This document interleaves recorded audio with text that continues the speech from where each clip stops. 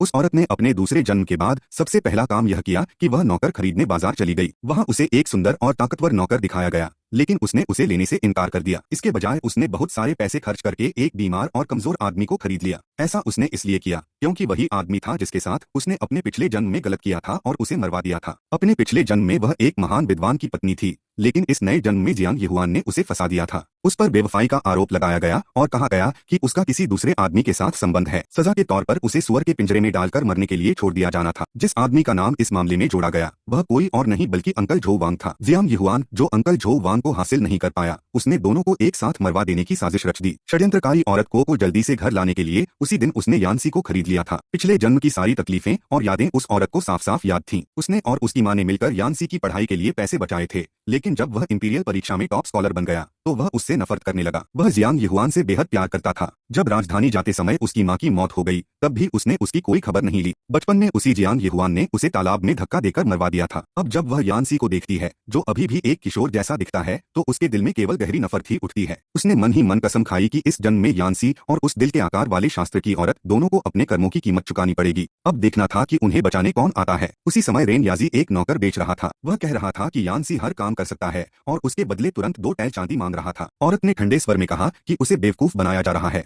और वह देखना चाहती है कि इस बार उसे कौन बचाता है। यह सुनकर रेन याजी उदास हो गया। तभी औरत की नजर बगल की कोठरी में पड़े झो वांगशु पर पड़ी, वही आदमी जिसे उसने अपने पिछले जन्म में फंसाया था। यानसी ने औरत से विनती की कि वह उसे खरीद ले क्योंकि वह पढ़ा लिखा है।